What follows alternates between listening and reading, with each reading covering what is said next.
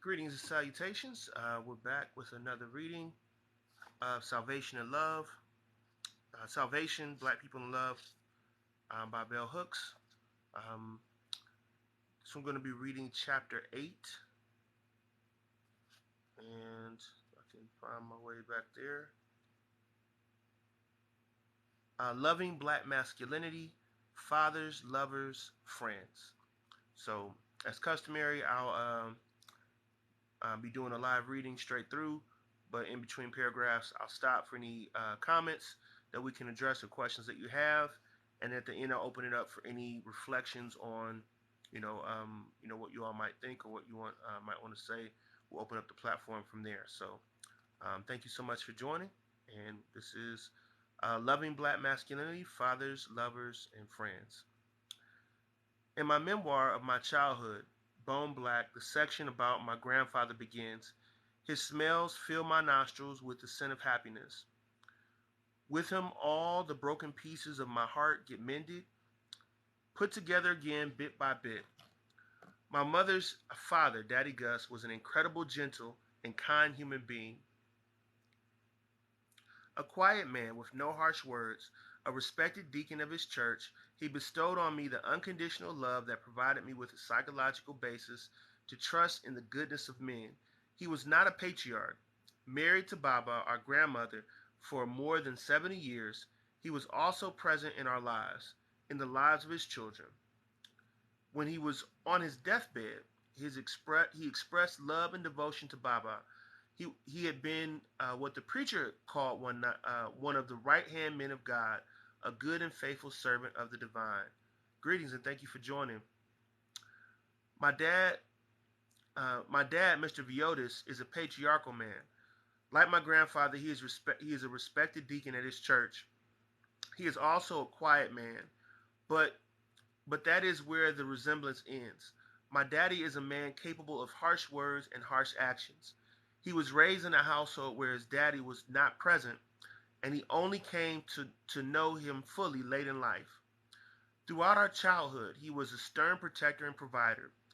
Being manly meant that he eschewed any concern with love. According to patriarchal standards, he is much of a man. As a parental caregiver, Dad has always conformed to the patriarchal ideal. He has been a present father, parenting 7 children, 6 girls and 1 boy, and always bringing home the bacon. He has been for most of our lives emotionally unavailable. As a patriarchal man, he has always held to the belief that the tending of house and home to the needs of children is woman's work. Now that he is almost 80, Daddy has become more emotionally engaging. With his children, he is tender and caring, present to them in ways that he was never present to us. Our brother was, from the start, a disappointment to Dad. Like Daddy Gus, our brother is by nature kind and gentle. He is not a man of harsh words, or harsh actions. Peace, Russell. What's good, man? I hope life is treating you well as well. Thank you for stepping on live. We're reading Salvation, Black People in Love by Bell Hooks. We're in chapter 8. And, I read through the chapter and then, we open it up for discussion. So if you want to stay on and, discuss, I'll read your comments in the live, any questions you might have. But I definitely appreciate you stopping by and sharing space with me. So thank you, man. It's good to hear from you. As a parental caregiver, Dad has always conformed to the patriarchal ideal. He has been a present father, parenting 7 children, 6 girls and 1 boy, and always bringing home the bacon. He has been, for the most part of our lives, emotionally unavailable. As a patriarchal man, he always held to the belief that the tending to the house and home to the needs of children is woman's work. Now that he is almost 80, Daddy has become more emotionally engaging. With his children, he is tender and caring, present to them in ways that he was never present to us. Our brother was from the start a disappointment to Dad. Like Daddy Gus, our brother is by nature kind and gentle. He is not a man of harsh words or harsh actions. While he liked sports as a boy, he was just not that interested in being a major sports figure. Our father had been a soldier and gone to war. He had pictures of him playing basketball, of him in the boxing ring, pictures of him with his all black infantry unit. My brother was bad at sports. He was a disappointment to our dad, and as punishment, Dad withheld from him affection and affirmation. In the world I grew up in, adult black males were present in most homes. Like my dad, they were providers and protectors. Mama's brothers were a constant presence in our lives and in the lives of their children. They were caring, funny, supportive. They were caring, funny, supportive. Mama loved her father and her brothers. My dad's father, Daddy Jerry, was also a beloved presence in our childhood. We did not know then that he had not been present in our father's life when he was a boy. We knew only that Dad had been raised as the only child of a stern and demanding mother. His childhood had not been easy. He had always worked hard. There was so much diverse black masculinity in the world of our childhood that would have been impossible for any of us to have a one-dimensional understanding of black life. We knew from experience that some black males were kind and gentle, others cruel and indifferent, that some fathers were present and some fathers were absent. All our segregated institutions were led by benevolent black male patriarchs, men who were respected and admired. Coming from this environment, when I reached college at the beginning of the 70s, I was stunned by the way black men were described in novels and sociological and psychological literature.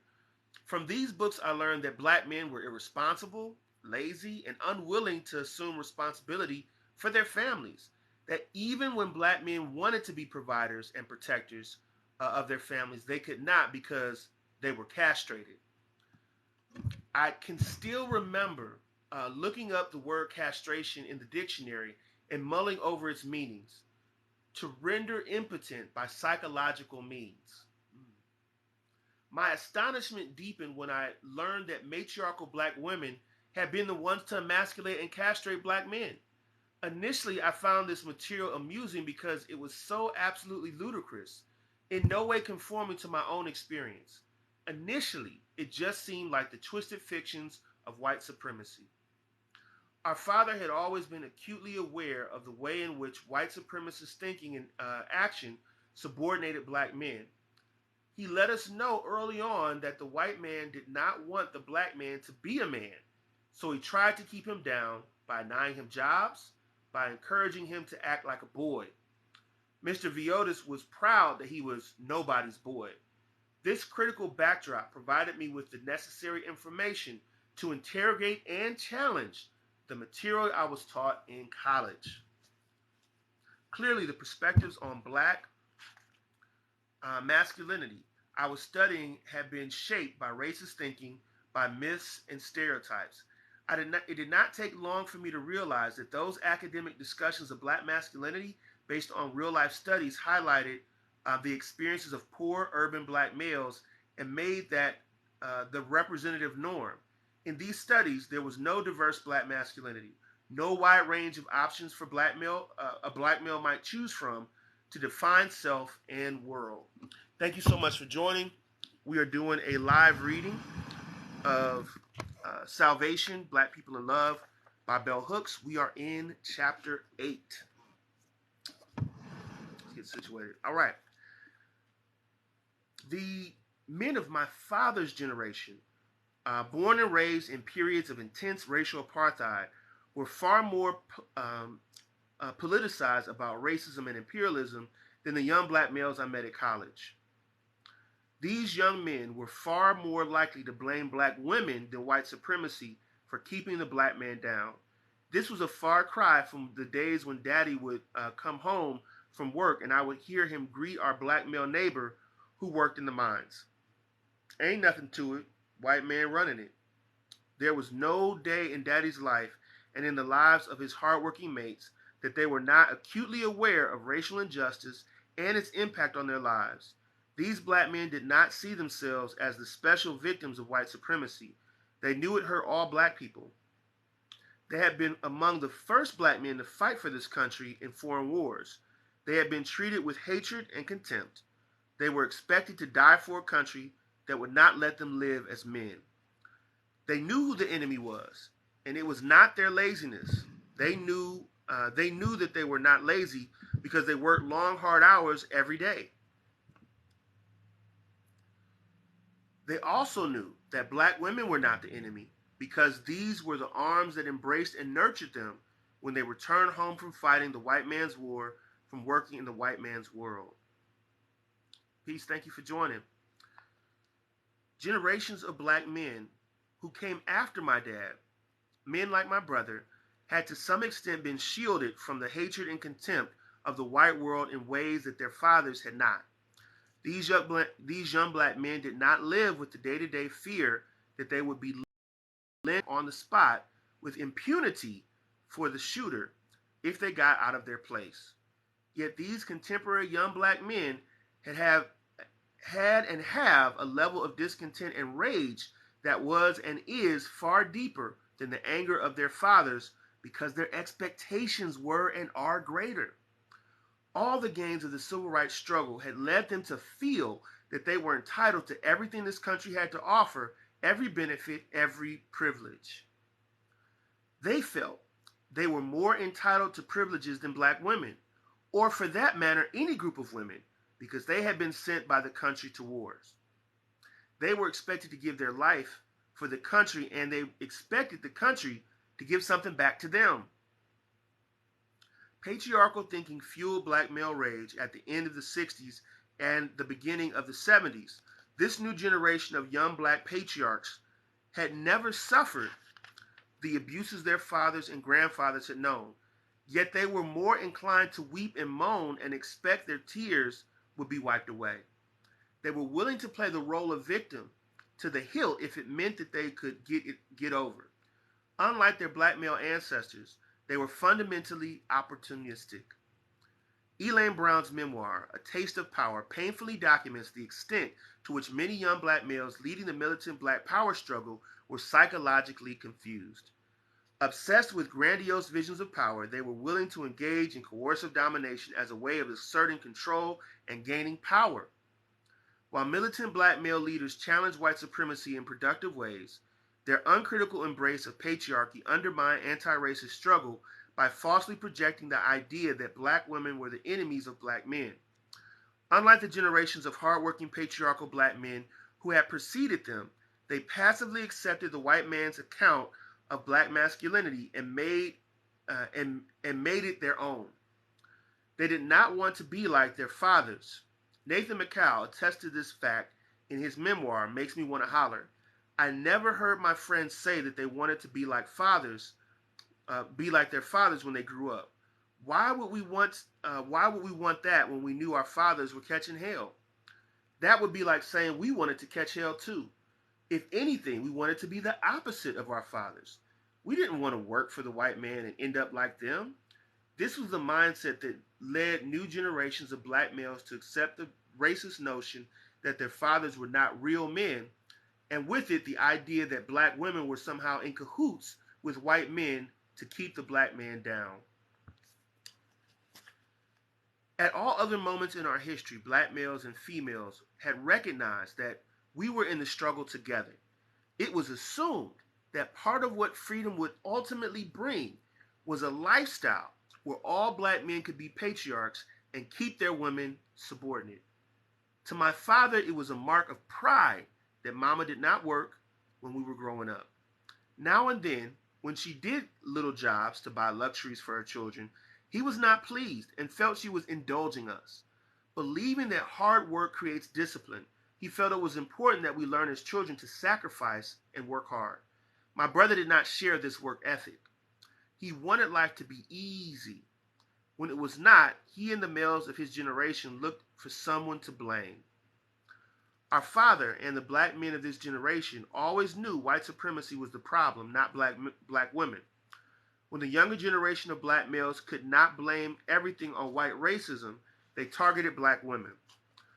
By the early 70s, many young black males had begun to denounce black women as traitors. Falling into uh, falling into line with the thinking of the Moynihan report, which suggested that a black matriarchy existed with disempowered black men, they began to suggest that black women should be more subordinate if black men were to assume their rightful place as patriarchs. Love was not the issue. The issue was their ongoing homosocial war with white men. When Eldridge Cleaver published Soul on Ice, he was not denouncing racist sexist stereotypes that labeled all black men rapists. Embracing the identity of rapists, he bragged about raping black women as practice for raping white women. That man, that burns. Okay. Cleaver and the black males who thought as he did were conducting a war with white men over who could be the real man, the hard man, the big male genital. In the wake of the contemporary feminist movement, black males were daring white men to stand up and celebrate patriarchal masculinity rooted in woman hating. Cleaver and other self-declared militant black male leaders said nothing about love. So it says black men want to trade places with white men. Assimilation requires black women to be degraded. That's a powerful statement. Thank you for sharing that. Importantly, we need to remember that it was a white male-dominated publishing industry which printed and sold Soul on Ice. While white male patriarchs were pretending to respond to the demands of the feminist movement, they were allowing and even encouraging black males to give voice to violent woman-hating sentiments. Since black males were portrayed as victims, castrated and emasculated, white and black women alike were especially forgiving of black male sexism. When individual black women active in the feminist movement challenged black male misogyny, we were attacked as traitors to the race. The publication of Michelle Wallace's Black Macho and the Myth of the Superwoman was the first major attempt by a black woman to critique black male woman hating. It was tacitly assumed that were black males able to gain access to the patriarchal privileges that had for the most part been denied them, they would love themselves. If they regained their lost manhood, with it would come an intact self-esteem and self-love. Tragically, black men did not win the war against white male patriarchs. Our leaders were assassinated and imprisoned. The movement that had begun with a bang ended with a whimper. While many lives had been lost, black people were not free. Without militant warfare, white women were gaining rights and access to jobs that had been denied black people. The ascendancy of white women, who were winning their fight for equal rights with men of their class, seemed to intensify black men's rage, and they gave public voice to fierce woman-hating. These young men disrespected and devalued black women's place in freedom struggles. Their newly found manhood could only be affirmed when they could subordinate women. On the manhood front, the image of the militant black prince fighting for his freedom was soon replaced by the get-over playboy image of the daddy Mac, the pimp. Unstable to sustain a competitive patriarchal masculinity in the world of work, where control was still in white hands, many patriarchal black men looked to the sexual arena as the place where they could salvage wounded self-esteem. While they might not possess the political and economic power of patriarchal white men, they could outdo them on the sexual front. When it came to sex, they could win. Books like Gentlemen of Leisure, A Year in the Life of a Pimp, extolled the rewards of exploiting women, white and black, to get over. Embracing sexual images that were racist, sexist, and dehumanizing gave black men the license to use and abuse black women. It created division between the sexes in ways that undermined anti-racist struggle. Once the image of the playboy was projected as desirable, it became more acceptable for black males to father children and assume no responsibility for parenting. The black men of my father's generation aspired to be benevolent patriarchs, men who would provide for and protect the women and children in their families. They would be heads of household who did not need the use of force or coercion to dominate. While they saw women as different and even inferior, they did not condone the use of force to subordinate females. Non-benevolent patriarchs shared the assumption that women were different and inferior, but they also saw females as evil and treacherous. They were invested in woman hating. They ruled by coercion and domination. This was the masculinity the pimp embodied.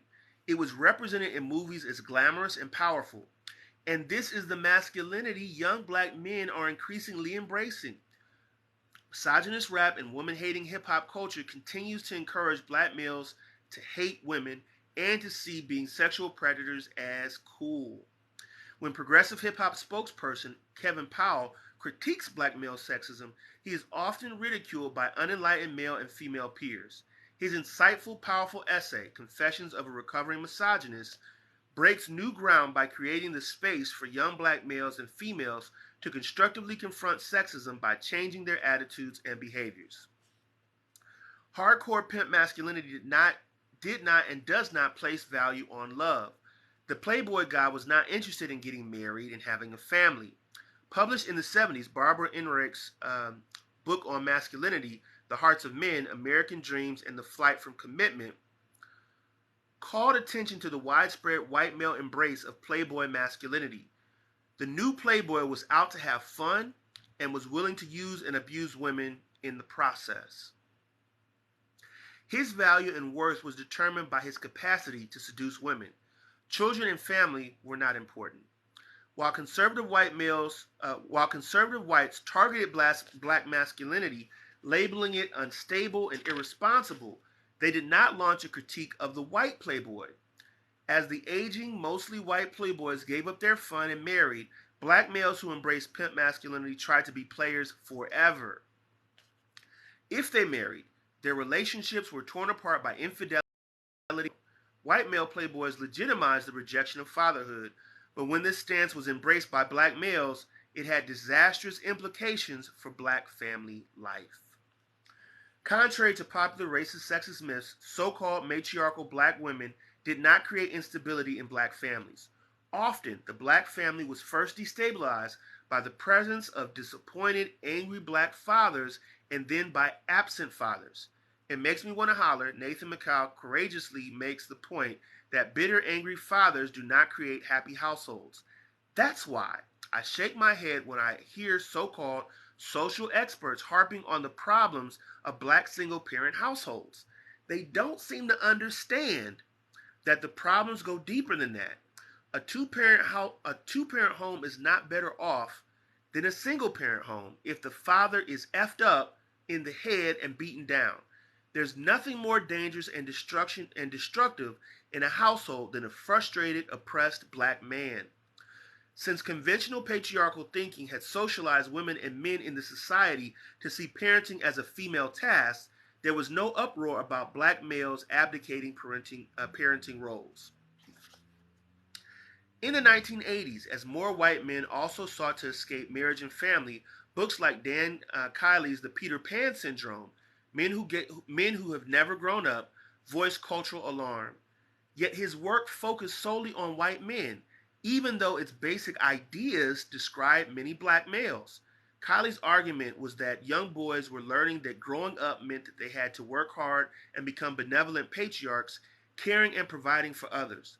The Peter Pan syndrome emerges when a black boy decides he wants to stay young forever and spend his life partying and having fun. Kiley maintained, irresponsibility is a key to staying young. In black communities, men had the added advantage of blaming their irresponsible behavior on the system's failure to provide jobs.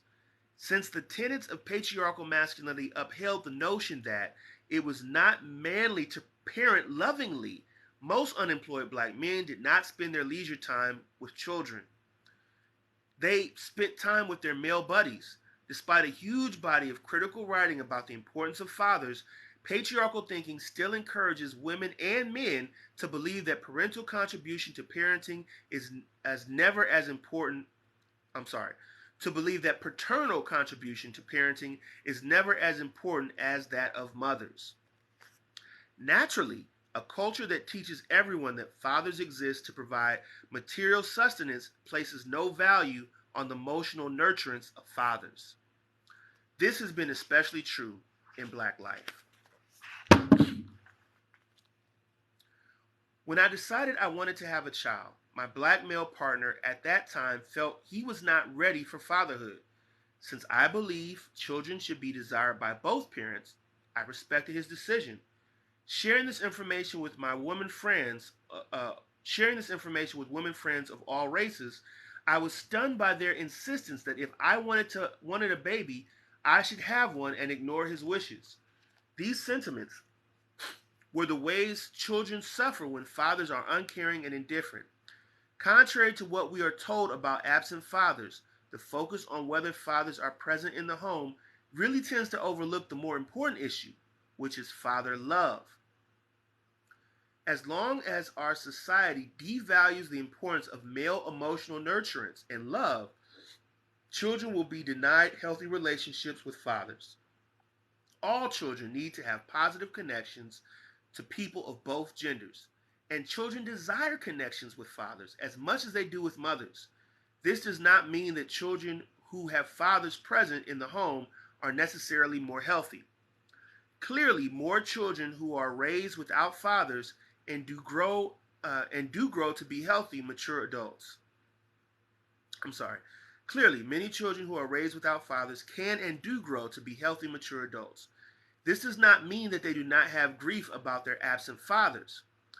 In Whatever Happened to Daddy's Little Girl, Janetta Rose Barrows explores the pain of fatherless daughters. She contends, a girl abandoned by the first man in her life forever entertains powerful feelings of being unworthy or incapable of receiving any man's love. Children raised in the most loving lesbian families often still yearn to know about their fathers. When the knowledge they are given is truthful and reassuring, they do not feel psychologically damaged. Father love helps to create a foundation for healthy self esteem among children. It is psychologically damaging to children when fathers are not loving. Most black fathers are rarely completely absent from a child's life. They may appear and disappear. The issue again is what they give when they are present. Way too many black fathers give nothing when they are present because society has told them and everyone else either that the emotional contributions of men have no meaning or that to be real men they must withhold affection, affirmation, and love. In our family, the one boy was damaged not because daddy was not present, but because he always treated his son with contempt and disdain, undermining his self esteem and his self confidence. This is common in patriarchal family life. Most of the contributors to the anthology Father Songs, Testimonies by African American Sons and Daughters, share stories of emotional and or physical abuse from fathers. In some cases, fathers were present in the family only for a day, a week, or a month, but in that short time managed to wreak emotional havoc and in some cases wound and scar children for life. A central component of patriarchal thinking is that it is the male role to discipline children. In many homes, such thinking has sanctioned cruel physical punishment of children by adult men. Since women also are socialized to accept patriarchal thinking, lots of women believe that a man is performing his proper role when he acts as an authoritarian disciplinarian. In recent years, black male thinkers and leaders have joined with conservative white voices to attack female-headed households and to proclaim the need for a male presence.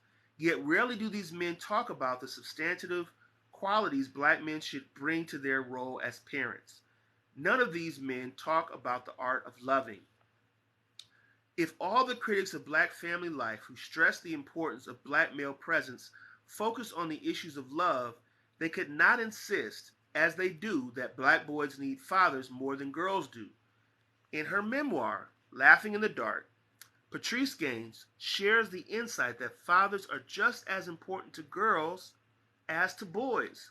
Some fathers, like mine, are absent even when they are present. My deepest self knew that before I went out into the world and found a man to love, I needed to be loved first. I needed to be loved by the first man in my life. I needed a rich and basic love by which to judge the love of all other men. Gaines, like so many of us, never got the affirmation of her value from her father that she longed for. When fathers are present and uncaring or cruel, they do damage. A father who seldom sees a child but gives love contributes more to that child's emotional growth than a father who is present but always indifferent, who shames, coerces, and engages in all manner of abusive behavior. Man, gotta take a breath after that one. Okay. Everyone in our culture is reluctant to talk about the importance of father love. The moment we place love on the agenda, we have to talk about all the forces in our society that keep us from being loving, from loving ourselves and others. Loving fathers do not abandon families. Hence, if our entire culture taught all men the art of loving, we would not have the problem of absent fathers. Within white supremacist capitalist within white supremacist capitalist patriarchy, black males who embrace the values of these ideologies have enormous difficulty with the issue of self love. Patriarchal thinking certainly does not encourage men to be self loving. Instead, it encourages them to believe that power is more important than love, particularly the power to dominate and control others. Most men in our society are more obsessed with masculinity than with the issue of whether or not they are loving. Frank Pittman writes in Man Enough, the great passion in a man's life was not may not be for women or men or wealth or toys or fame or even for his children, but for his masculinity. And at any point in his life, he may be tempted to throw over the things for which he regularly lays down his life for the sake of that masculinity. Man, this has been all too true for most black men. Every day, every day of our lives, black men are killing one another to prove their masculinity. Understanding the implication of this, black male poet Essex Hemphill constantly challenged the sexist projection of black women as the enemies of black men.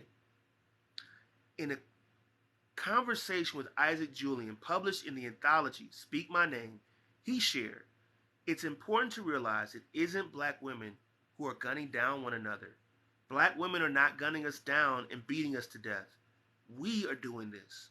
Tragically, black male obsession with masculinity is the barrier keeping individual black men from learning how to love themselves and others.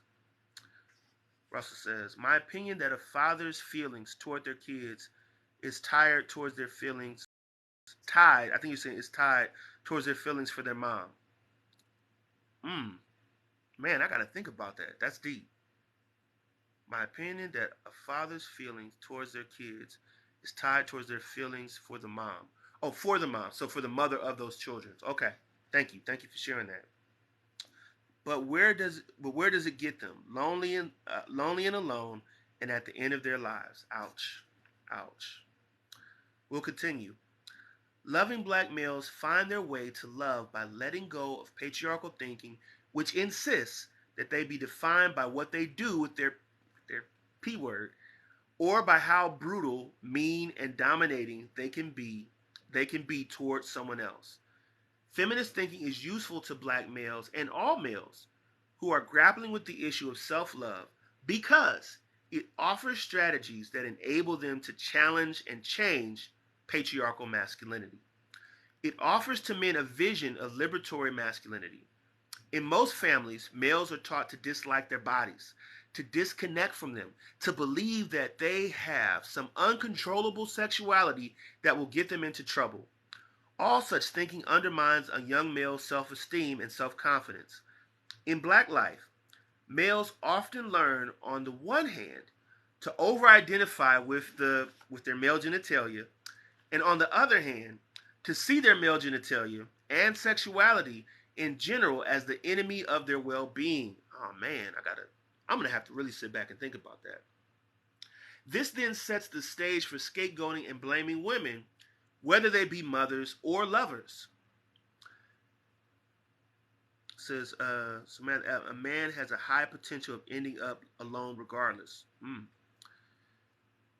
Our King's lover, our King Solver says the patriarchal frame from cuts them off from all love, not just romantic. Ooh, that's sad, Russell. Whoa. Good conversation. Thank you for sharing these thoughts. We'll continue on. As part of his process of developing a feminist consciousness, Kevin Powell reflects on and describes the scapegoating in Keeping It Real. I remember hating my mother and blaming her for everything terrible in my life: my father's absence, the poverty, the depth with which I hated myself. I remembered how the boys and men in my neighborhood used to talk to their mothers and sisters and girlfriends and wives. More often than not, they would belittle or insult those women or blame them for their problems. When black males stop blaming women or any force outside their control for their inability to take responsibility for their lives, they are on the path to self love and healing. Hmm, that one's got to turn. Hmm.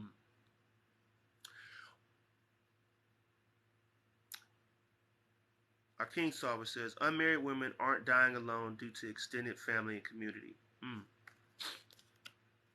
While he does not explore the issue deeply, Kevin Powell does raise the useful point that his mother often took total responsibility for all his needs, and as a consequence, he did not learn the skills for basic care. Dan Colley identified this as one of the symptoms of the Peter Pan syndrome. Black mothers, like other women in patriarchal society, often feel they are fulfilling their rightful role by serving males, whether they are husbands or sons. It is not unusual to hear young black boys make demands for service from their grandmothers, mothers, and sisters, and it is often seen as a sign of healthy masculinity. In reality, the male who never learns how to take care of his basic needs is infantilized. Mothers who indulge sons and allow them to be irresponsible are not being loving. Their actions are motivated by the desire to bind the boy to them. This is a context that breeds emotional incest, which is as dangerous to a boy's self esteem as physical incest. We have all heard black males praise their mothers and fault all the other women in their lives who do not subordinate their needs to the way his mama did. Ouch. What has happened for men to start the process of self development and evolving into what has to happen for men to start the process of self development and evolving into loving humans? I'm going to pause for a moment and talk about that just for a minute, just to give my perspective.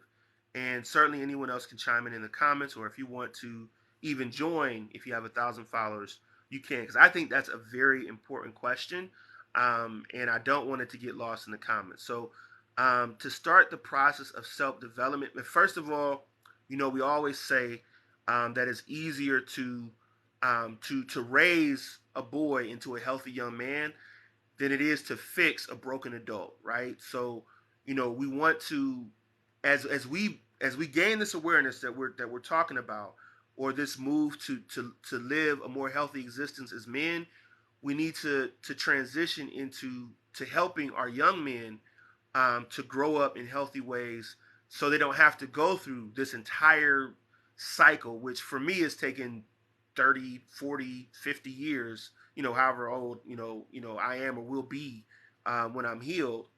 So we have to start breaking those cycles down.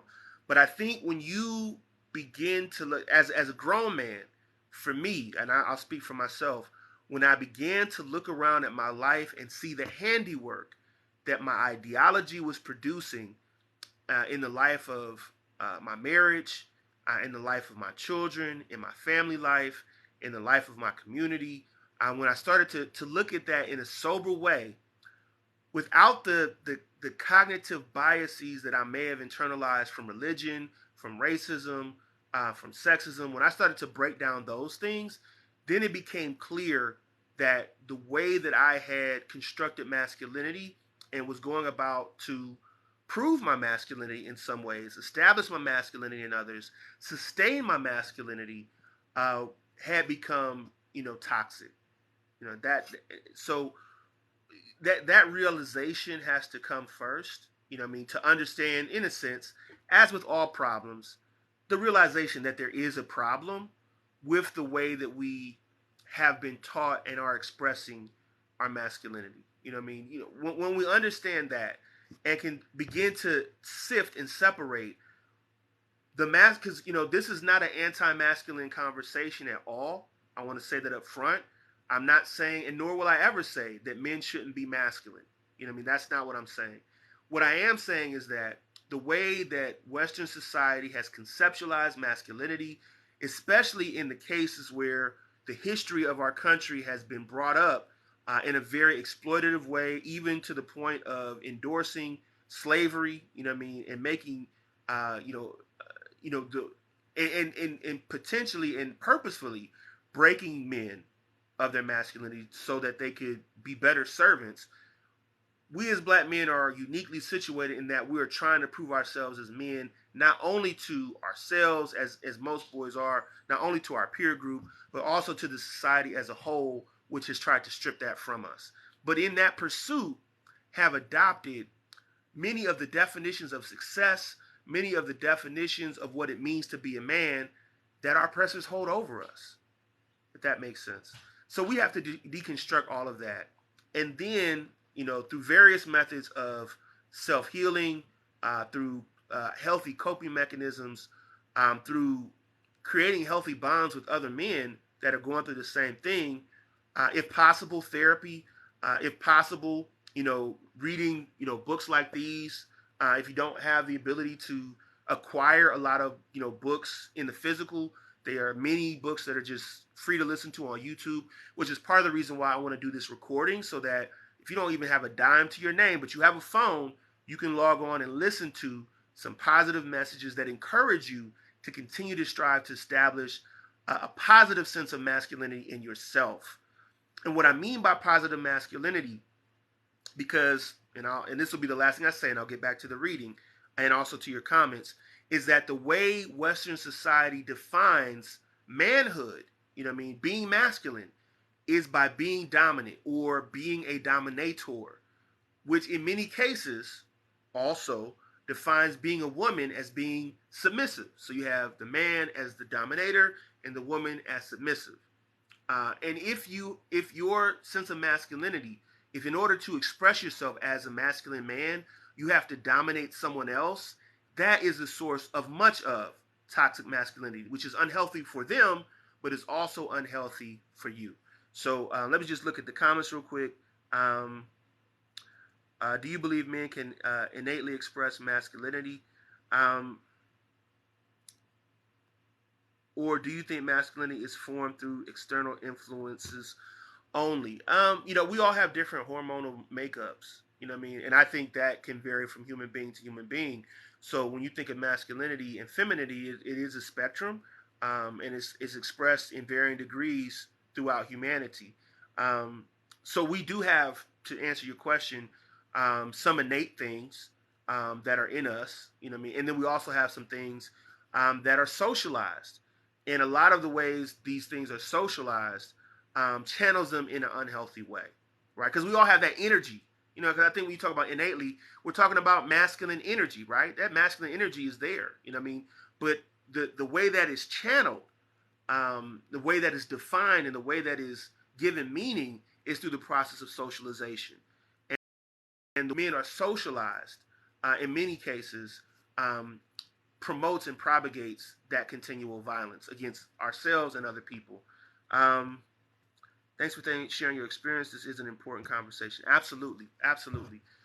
So let's continue on. We'll get through the chapter, and then I'll open up the platform again for discussion. But I thought that was such a critical question that we had to just stop, and talk about it real quick. So, contrary to popular myth, boys raised in single-parent, female-headed households are usually taught patriarchal thinking in these homes.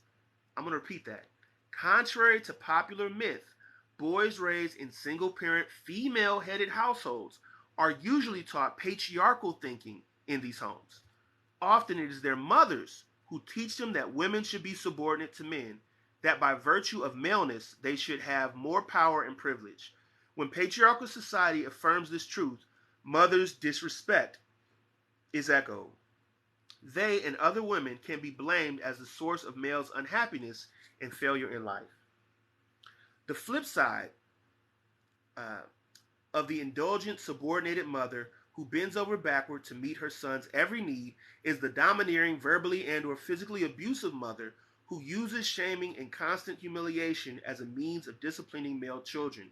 Insightfully, The Mermaid and the Minotaur, in The Mermaid and the Minotaur, Dorothy Dinnerstein links this early adult female domination of the boy child to a penchant for male violence against women in later life.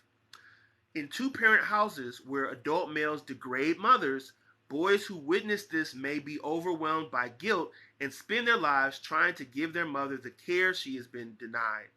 In all homes, be they single or two-parent households, boys are damaged when mothers force them to be symbolic partners. While they may strive to satisfy the mom, they feel rage and resentment that they are placed in this position. That stings. All the single mothers, black and non-black, who raise healthy sons who later become mature, responsible men capable of giving and receiving love know that it is a lie that only men can raise sons. Patriarchal culture currently seeks to devalue single mothers by insisting they cannot raise healthy sons, even though there is no documentation to show this truth. All the data we have available documents the fact that loving single mothers can and do parent sons who are as healthy as those in two-parent households. Dysfunctional households rarely produce psychologically healthy boys, whether they are single or two-parent households.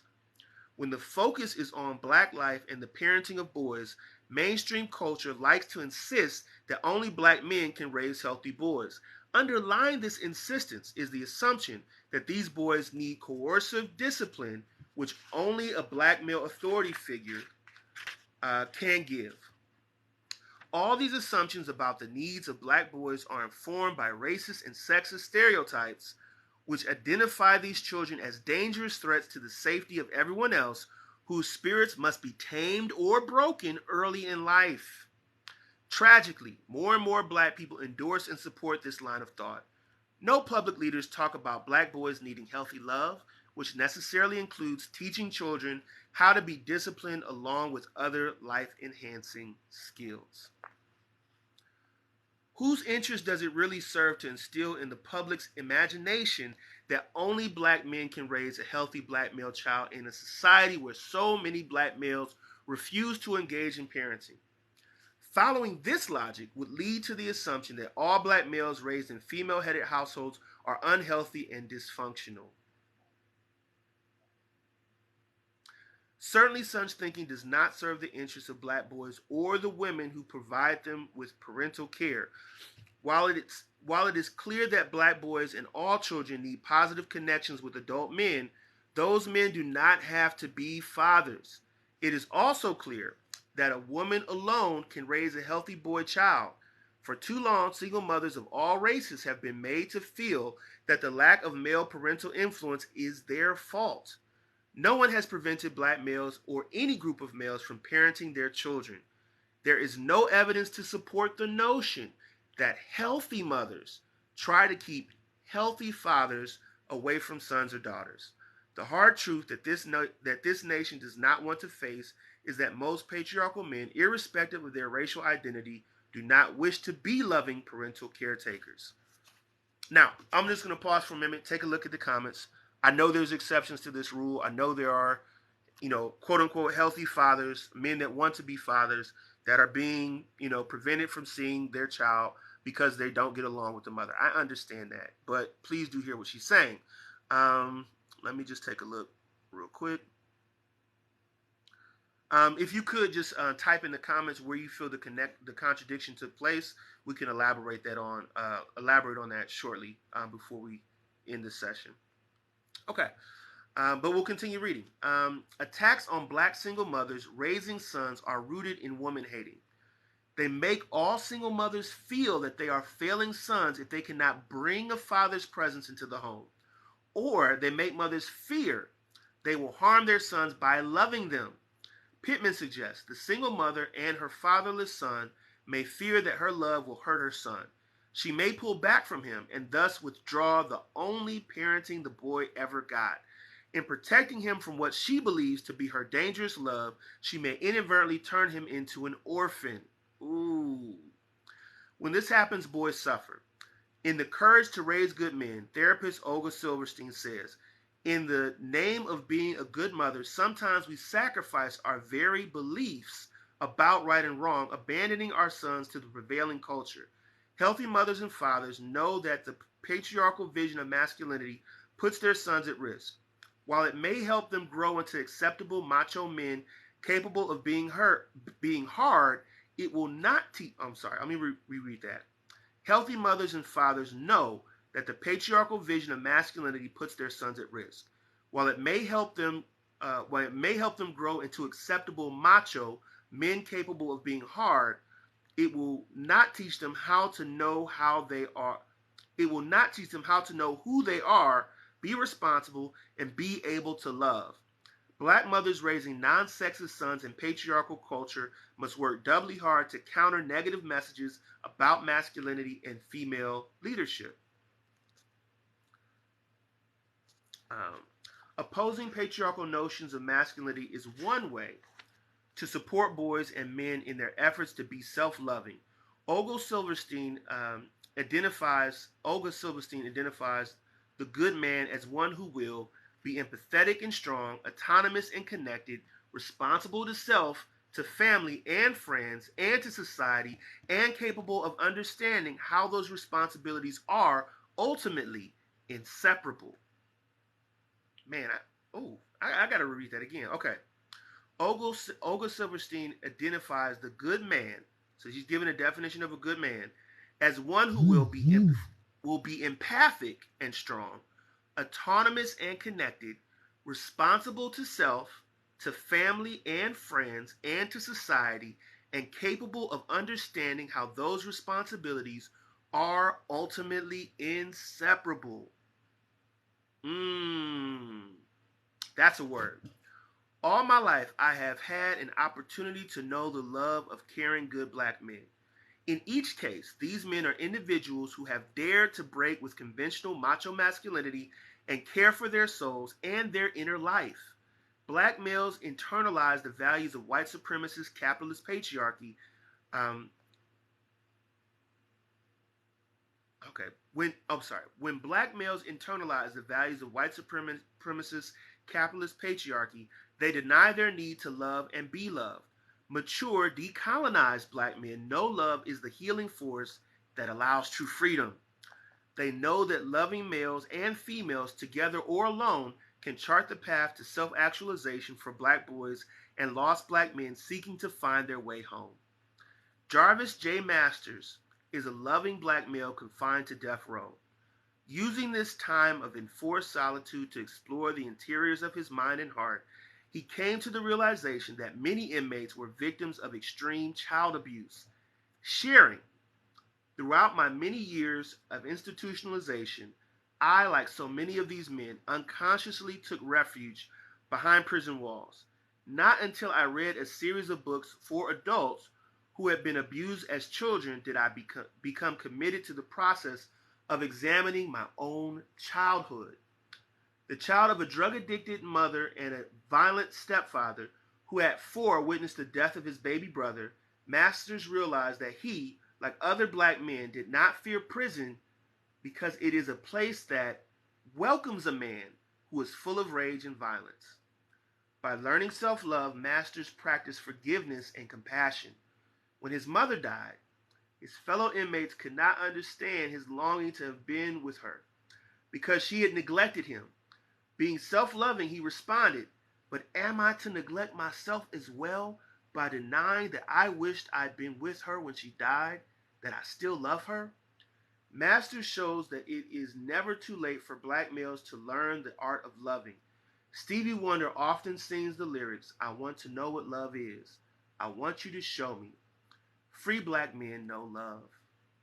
I just read to you chapter 8 of Salvation, Black People in Love by Bell Hooks. This chapter is titled Loving Black Masculinity. And as we do these live readings, at their conclusion, I do open up this platform for any of you that have any comments. If you have them in the comments section, I'll read them aloud. If you do have more than 1,000 followers and you'd like to join and briefly share your commentary verbally on video, we'd be glad to host you, and we offer you this platform.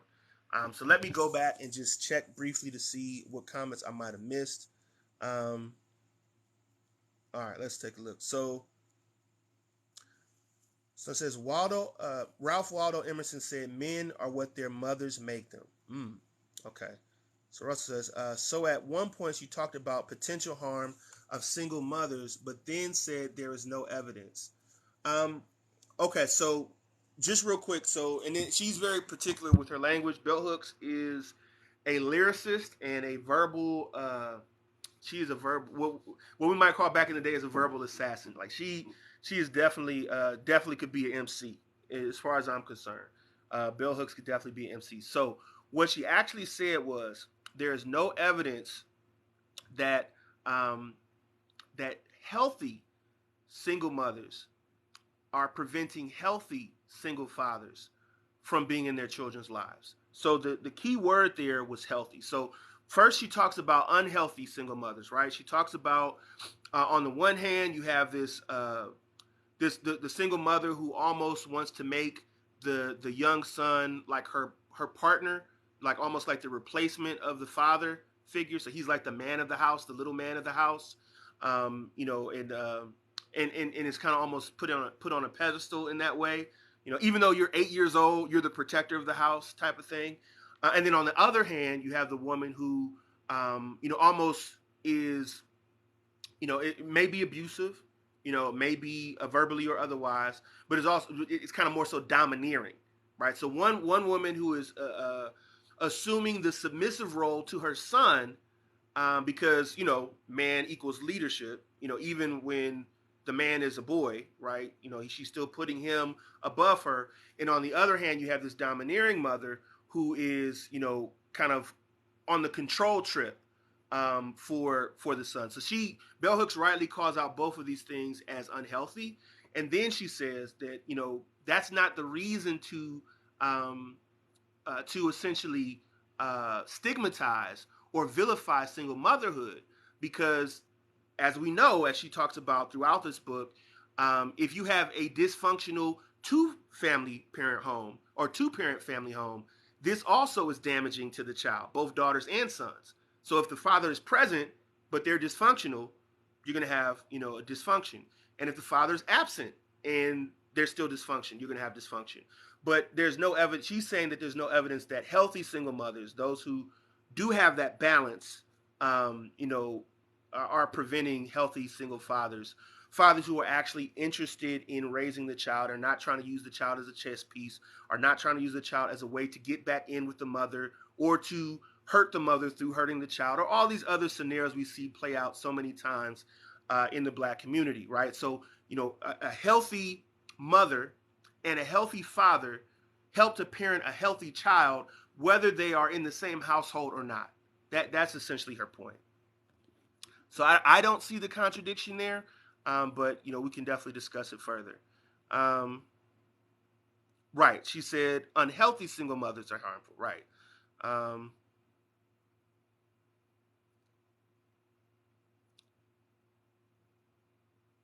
All right, so I'm curious how many are harmful, because a lot of Black men have negative stories of their mothers, and conversely, a lot of men and women have negative stories about their fathers. So, again, it's not. What she's saying is we should not castigate Black women for the issues of an entire Black community, right? So that's her point there. And I mean, again, she's not saying that this is not happening. That there are not negative mothers out there. So just to broaden that a little bit, when we have these discussions, or just in some of the posts that I make, or not just me, but when I see women in general, or men who are trying to hold this position. I'm sorry, I was running here. Or men hold this position. We'll get it. All right. Or men who hold this position. I see a lot of men, but also women, jump to the fact that, oh, you're saying women are perfect. You're saying women have no flaws. They do no wrong. And I really don't see many, if at all, women or men saying that. but it's like this defensive reaction. Oh, you're saying they're perfect. Well, what about her? You know what I mean? And that's not. It can be a deflection in some conversations, and in many cases, it's just something that comes out of thin air. You know, I am not, and nor have I ever said that women are perfect or that women don't make mistakes or that there aren't abusive women out there in the world. What we are saying though is the way that society is structured, right? The way society is structured, which is not something we designed, you know what I mean? But it's, and Bell Hooks describes it as a white supremacist capitalist patriarchy. She makes that one word, you know what I mean? You know, almost, you know, or compound word where it's one thing. You know what I mean? You can't separate patriarchy in this world, or in America especially, from white supremacy. You cannot separate white supremacy from capitalism because they all grew up together like a tree, you know, that kind of twisted with, you know, roots, you know what I mean, together. So we have to deconstruct and dismantle all of them. But what she does say is that in many cases, black men are interested in not necessarily dismantling even white supremacy, but co-opting the system in place so that they're at the top of that totem pole in patriarchy, in capitalism, and even in white supremacy. So that's more so where we're going. So um, let me say, how come I cannot see you when I enter the room? I'm not sure, you know, maybe, but you know, maybe one day we'll read Ralph Ellison's Invisible Man and get into that invisibility of black men and how that works. Um, to me, it just feels I just feel men are held more responsible. Does not feel like it's room for nuance for men. Um, and you know what? But I try to listen objectively, so I'm not saying men don't cause harm. And that's always been character of you. I mean, you know, we've had many conversations, so we're not new in this exchange. I think you know me a little bit and kind of where I come from, and I also am familiar with where you come from as well.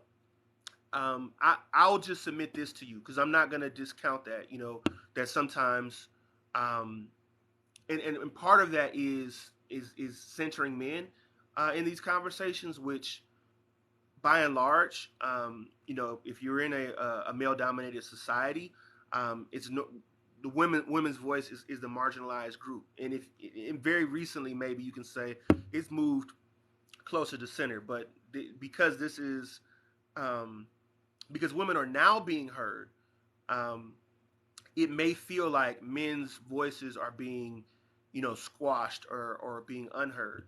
But I just believe that what's happening is there is a pendulum of progress where we're actually finally hearing what women think as men.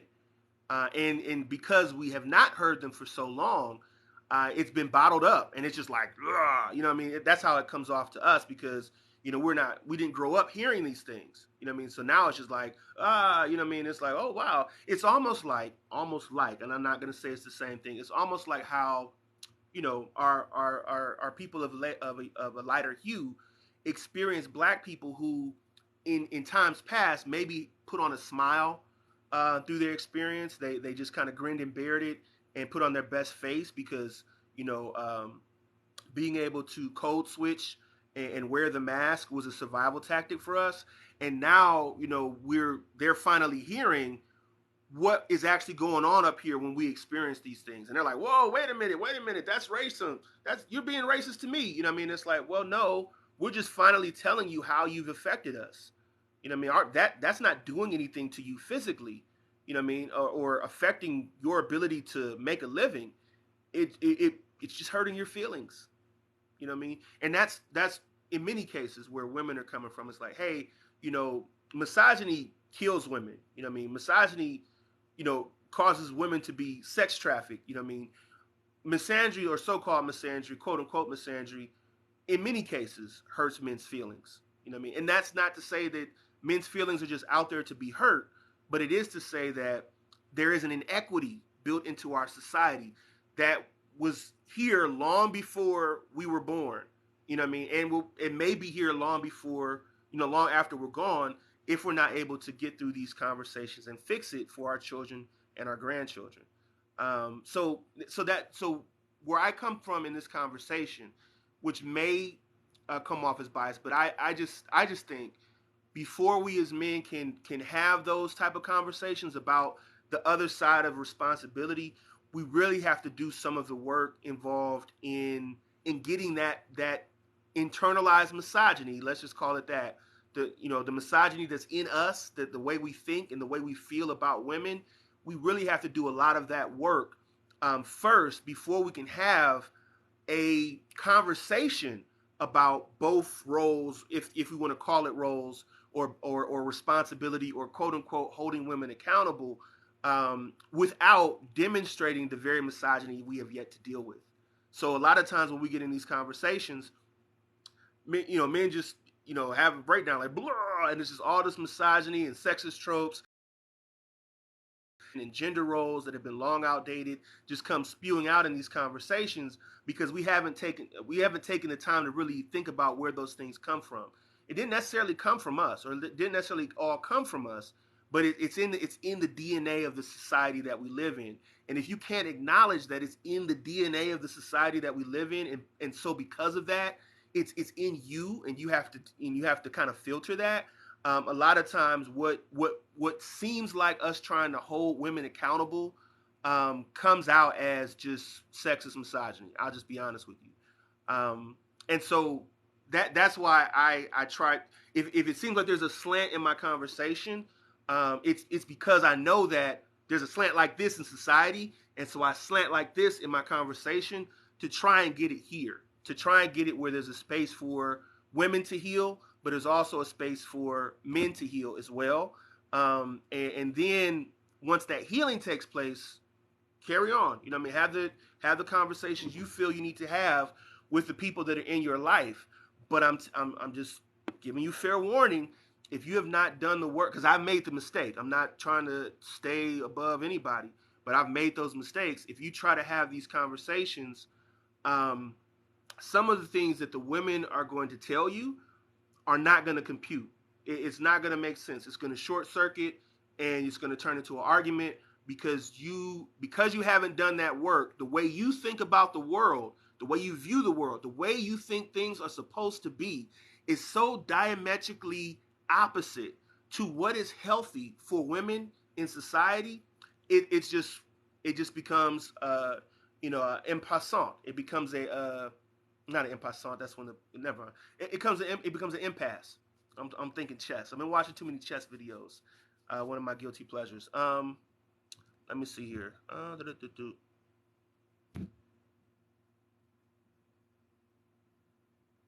I guess I just think we both, men and women, are being told a lie. I agree with that. I agree that we have both been told a lie. And Bell Hooks brings out um, how internalized misogyny and growing up in a patriarchal system affects women and the way they think. Like she says, and I think this is something that is often overlooked. A lot of time we think that. Okay, let me put it this way. I heard it said that the black community was a matriarchy, right? Just because men aren't present, you know what I mean? And as we read in Bell Hooks, was often overlooked as the the ones that instill patriarchy in young men, because keep in mind a lot of black households are led by single mothers. That doesn't make those households matriarchal or even feminist or even anti-misogynist. That those patriarchal ideas are in her as well, and she will give them to her son, and then he will go out and propagate that to other women. And then we keep our mother in this special category of woman who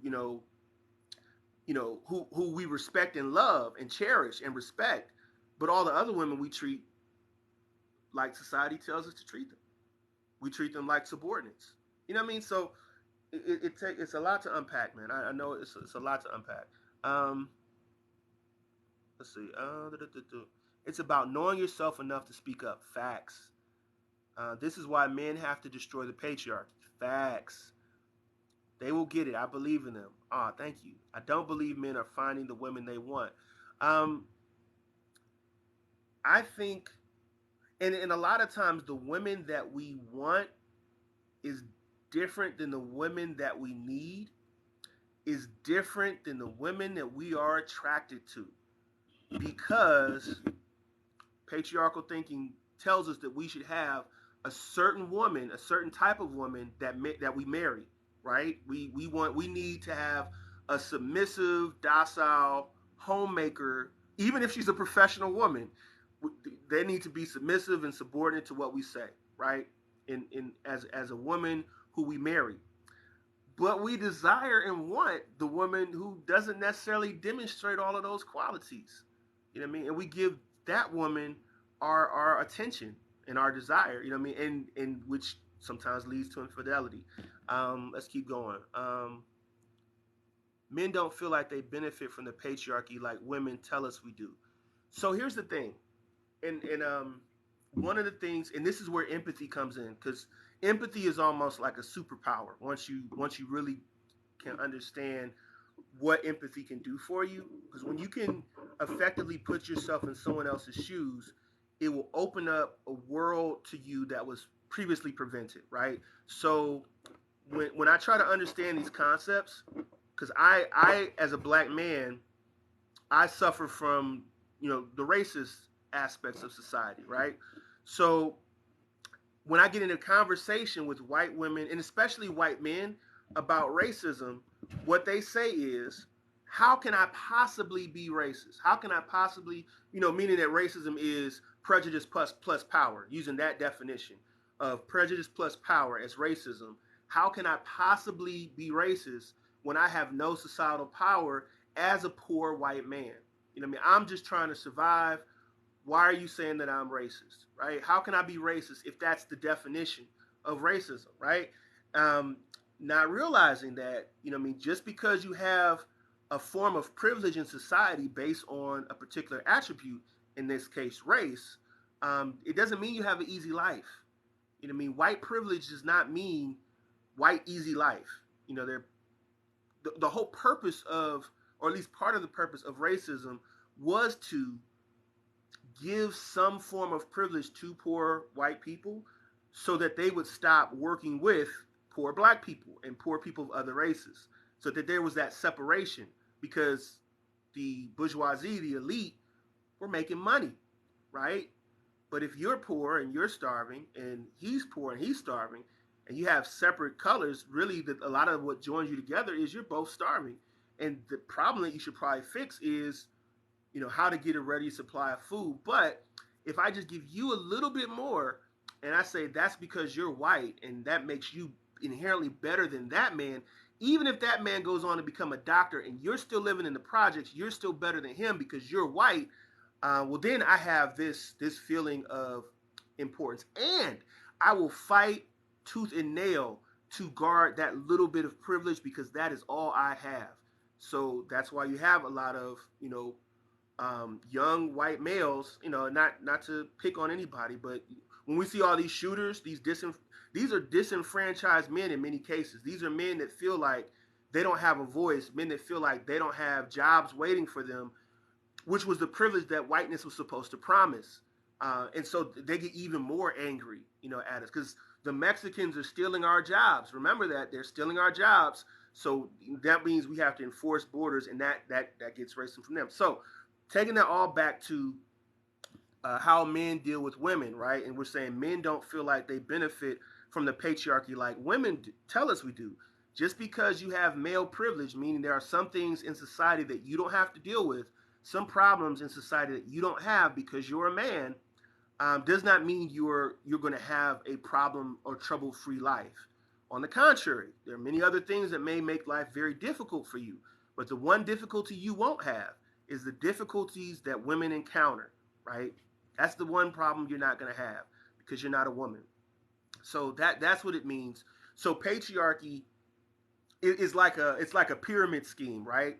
So you buy into the pyramid scheme, believing that one day you're going to get to the top of the pyramid, or you at least have the potential to get to the top of the pyramid, as a patriarchal man. Right now you're poor.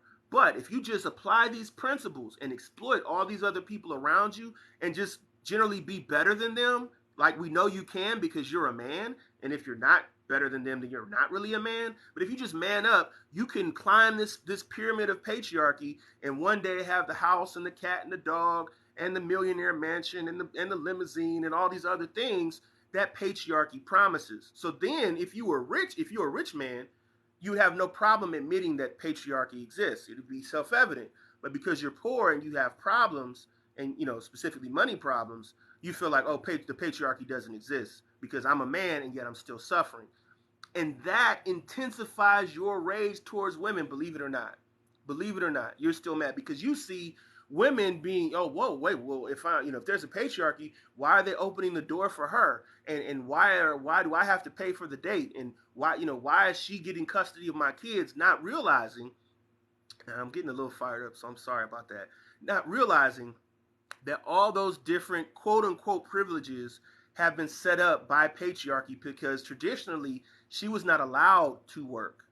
She was not it just wasn't for her. It wasn't in a woman's role to work. She was supposed to be at home being the servant, being the caretaker. That was her role. So of course, being that, she's the one that, because mothering, and parenting is seen as a feminine role in patriarchy, of course she's going to get the kids most of the time, unless she's completely inept.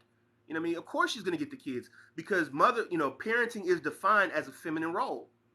Of course. And paying for the dates, being the provider, is defined as the masculine role. So if we're in a patriarchal society, of course you're going to pay for the dates. What, are you not a man? Of course you're going to be the one going out and working and risking your life. What, are you not a man? And so it doesn't mean that there aren't risks in doing that, but it's just the way society is set up. So let's continue on. Let's see, men have to hold men accountable. Women are tired and pulling way back. I got you. That's because black men barely benefit from patriarchy. Okay, hold men accountable for how they treat women. Okay. I got like 18 messages. I'm sorry. I'm trying to catch up. Brother, I agree with you that who I'm attracted to is not who I sought to be in a relationship with. So why don't men marry the women they are attracted to? Whew, why though? Why? Patriarchy dictates who they should be with, sister. Ooh. Because my partner is an extension of my identity as a man. Oh man, y'all are getting it. This is a great discussion. So are you attracted then to be like, nah? Then marry the woman you are less attracted to? None of the women I was in a relationship. Okay, I won't read all of these because some of these are getting a little personal and a little just a conversation between the two of you. But we understand the point, right? And that's one of the reasons why we really have to take some time as black men and think about why it is the way we think, why it is the way we feel.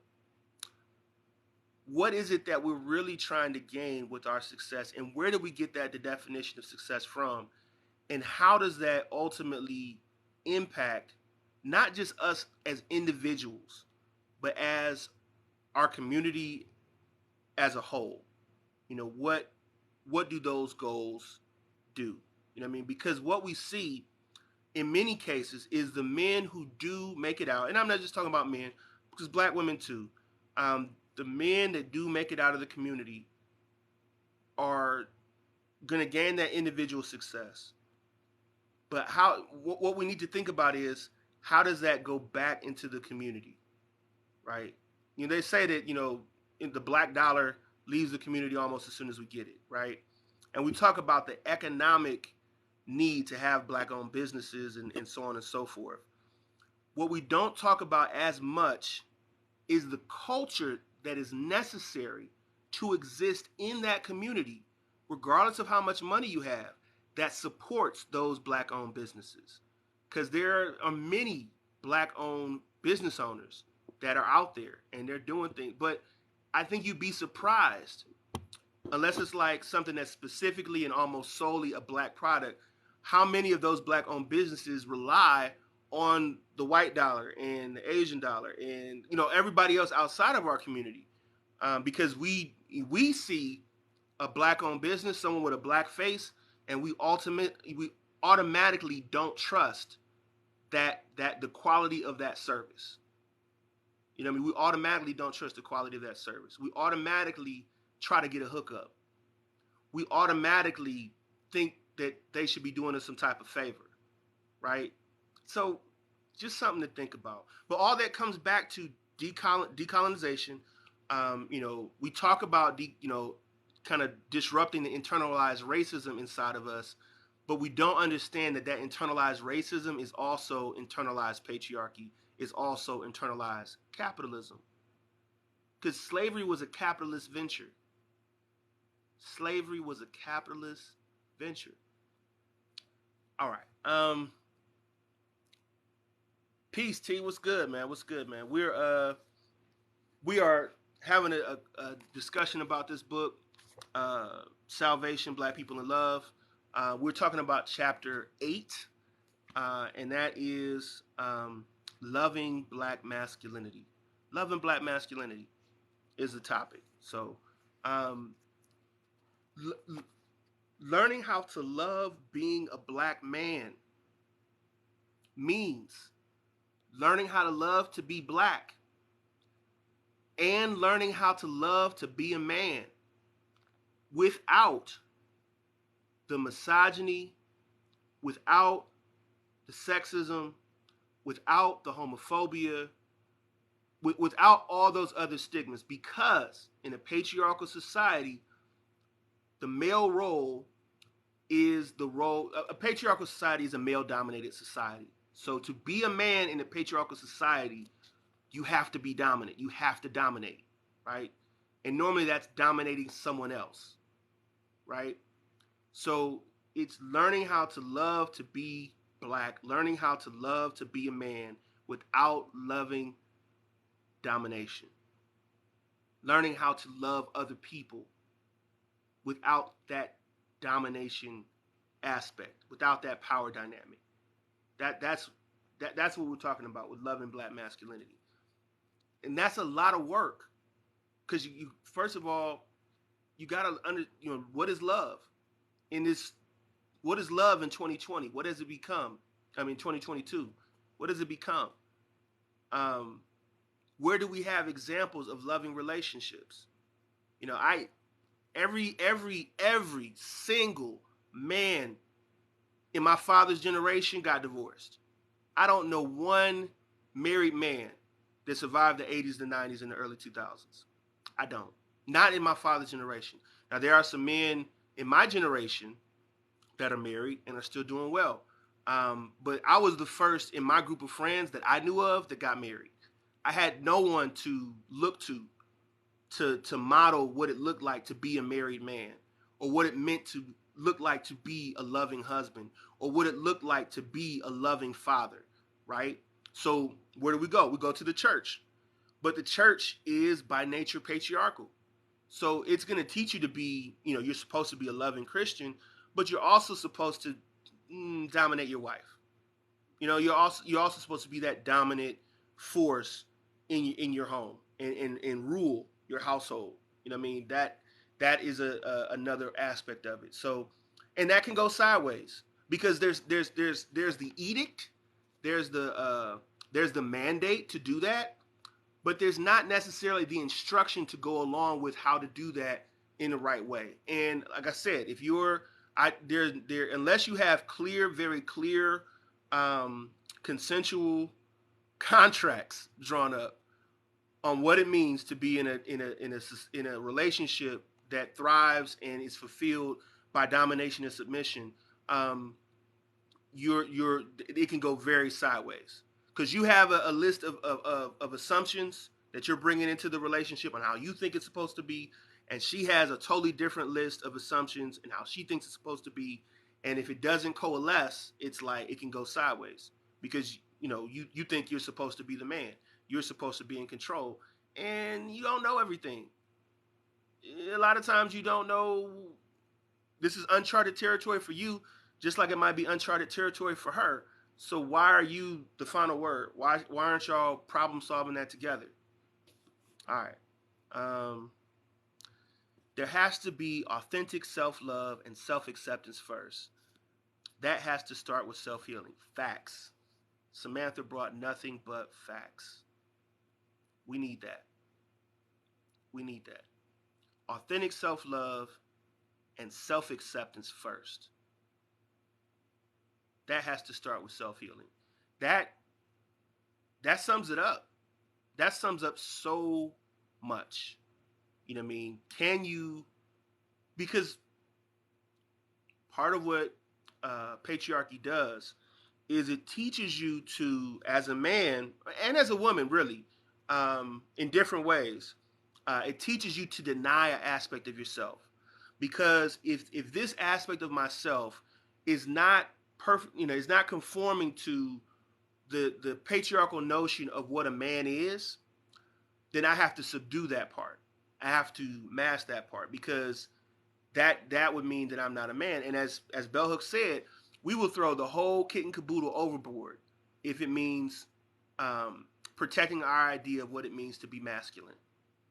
Meaning, I may be a successful business owner, I may be successful in the corporate world, I might have the marriage, I might have the kids, the car, all of those things. But if a person steps on my shoe or offends me the wrong way, I will throw that all away to prove to you in that moment that I'm about that life, or that my masculinity is bigger than your masculinity. And sometimes we're in a position where we do have to defend ourselves. But I'm a fan of the Boondocks. For all those that might remember the cartoon, we have those Negro moments where it's just like, no, you stepped on my shoes, we about to squab, because you're not gonna disrespect me like that.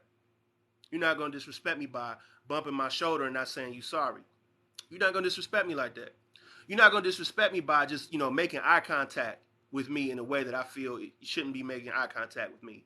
You should be looking that way or this way. You know what I mean?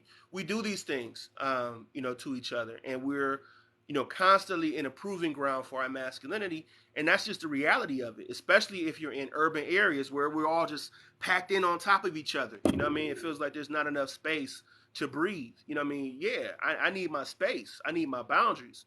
So we're gonna, so many men, as this chapter kind of end up in jail. And I gotta reread that, because he hit it on the head. Let me go back. Let me get. He was talking about jail. Hold on a second. He said, uh, throughout my many, I, like so many of these men, unconsciously took refuge behind prison walls. Not until I read a series of books of adults who had been abused as children did I become committed to the process of examining my own childhood. The child of a drug-addicted mother and a violent stepfather who, at 4, witnessed the death of his baby brother, Masters realized that he, like other black men, did not fear prison because it is a place that welcomes a man who is full of rage and violence. You know what I mean? So then, we find ourselves almost seeking out prison, or prison we just don't care whether we go or not, because in that moment it's about being a man. Russell says a lot of men feel all they have is their manly identity. That's facts. I mean, that's reality. I'm not gonna dispute that reality at all. What was it Scarface that said all I have is my balls and my word, right? That's what sums it up. All I have is those two things. I don't have any money. I don't own my home. You know what I mean? I don't own my car. I don't have a neighborhood that supports me. All I have is my balls and my word, right? And I'm not gonna break those for anybody, right? That's facts. That's facts. And we have to square with that. But we also have to, and there are times where if you don't stand up in that moment, it only creates a domino effect of all these other people that you now have to, conflict with. Because, they see, he's soft. That means I can F with him too. That means I can rob him too. So, yeah, that's part of the situation that we find ourselves in, because it's like, okay, well, if that's the case, I might as well stand up initially and confront this, head on, so that everybody else knows I'm not the one, right? No, that's facts. If a man is really attracted to me, he tends to ask about other men, but understanding that they care about what's acceptable. That's good stuff. Okay, last statement. Men will ask about other men if they're not attracted. It's mostly about control. Facts. And a lot of times we have, we got the one in a possible, right? I mean, so we got the main woman that we're attracted to, or the main woman we feel we have access to at that moment, and then we got like several other women out there that we just planting seeds and trying to reserve space emotionally or whatever, so that down the line maybe that's something that happens. No, I feel that that's playing the odds, right? That's facts. Most people don't think on their own. Everybody. Um, Critical thinking is not something that's taught in schools for a reason. And critical thinking, um, you know, first and foremost, allows you to examine yourself. If you don't have if you're not able to examine yourself and why you do the things you do, you're kind of like a robot. You know, facts. So, as we come down from this place, if there's any other final thoughts that anyone would like to share, make sure, if you're not following me, please do follow me. Please do follow each other and support each other and continue these conversations. I think this is much needed work. This is a good opener, but this is a conversation we need to have, constantly. But I think that, what's sobering about this book is 20 years old. This book was written in 2001, and it could be. I swear, Bell Hooks is on TikTok. You know what I'm saying? Bell Hooks. Bell Hooks is an MC. Bell Hooks is a rapper. Bell Hooks is on YouTube. Bell Hooks. You know what I mean? I swear. She still roaming around. This book is still. This book was published yesterday by the things that are in there. So these ideas are not new. As we read and as we seek out, our seers and those that have, um, you know, been to the institutions and have done the study and the research, a lot of these thoughts are there and established. We need to just get them out there, and we just need to have those discussions and make books like these more popular, so that we can have these conversations. Because again, she thought through a lot of the stuff that we're haggling back and forth about, as if there's no resolution. She gives us a lot of resolution in this book, but you'd never know if you didn't crack the book open and read it. So that's why this is important. I appreciate it, Samantha. Thank you so much for adding to the discussion. And again, we'll do more of this. These will be hosted on my YouTube. So if you don't have the resources to acquire the book, or get the ebook, go on to subscribe to my YouTube. All of them are up except these last two chapters I did today, and you can listen to not only the reading of the book, but also the discussion that took place afterwards. The next book that we'll be reading will be When God Was a Woman, which is going to be some interesting discussions, I know. So, Russell, as always, man, I appreciate you so much, man, and your patience with me. I know sometimes we don't always just agree, but you're one of the few people that have been consistent and just open enough to have these discussions, which I think is awesome, and it speaks highly of you. So, give thanks. All of you be safe. Have a great Saturday night, and we will talk to you soon. Peace.